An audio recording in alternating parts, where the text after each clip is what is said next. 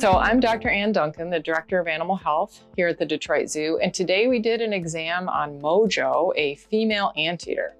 She is 15 years old and she just joined us from another zoo. So she's currently in quarantine and she's here at the Ruth Roby Glancy Animal Health Complex.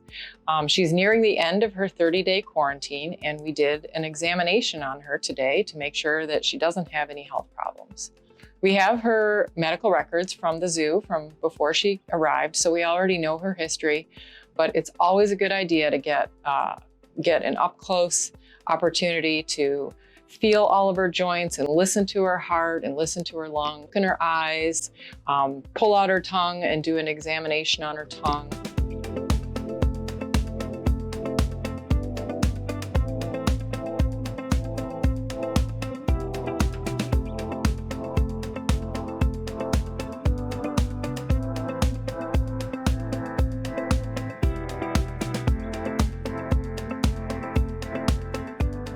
We know that anteaters sometimes develop heart disease as they age, and when they develop heart disease, it's usually dilated cardiomyopathy, where the heart becomes enlarged and the heart muscle is thinner than it should be.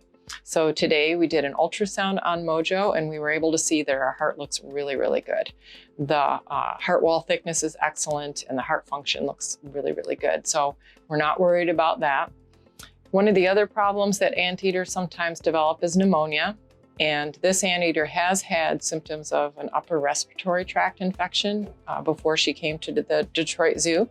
So we took x-rays of her chest, of her lungs, and we took an x-ray both from the front, or actually from the top, and from the side. And looking at those x-rays, they both look really, really good. And it doesn't appear that she has any problems with pneumonia.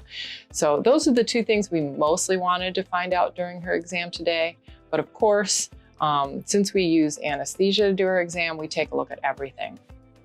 We also drew blood from her today.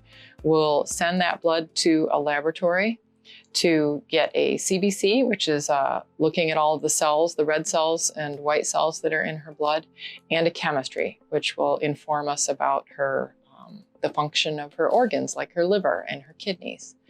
Also, since anteaters can develop problems, nutritional problems, today we're going to be measuring her calcium and phosphorus and her vitamin D and her taurine levels. And all of that blood will be sent off to Michigan State University. They have an excellent toxicology and nutrition lab, and we'll be able to compare her results to other anteaters and also to see whether or not any of those values change as she ages. At 15 years of age, this anteater is just now considered geriatric. So another thing that we looked at today was her joints.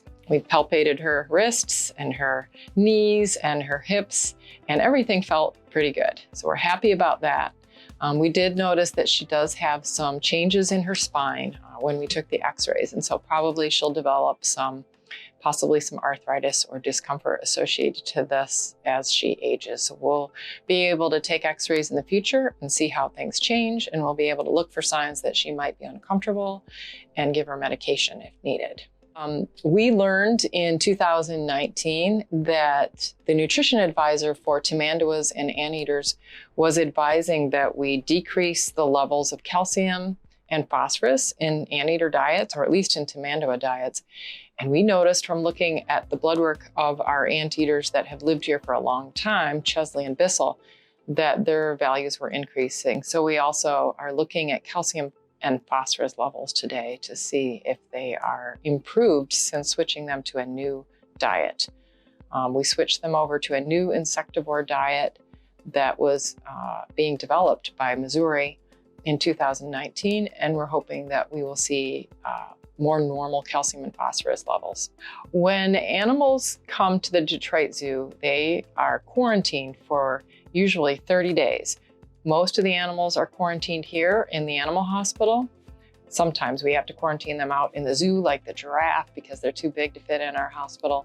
But most of them start out here in the hospital, where we're able to learn about their personalities, monitor what they're being fed, change them over to our diet if a diet change is necessary, and just get to know them and their habits, and have them learn more about us so that they feel comfortable being cared for by our staff.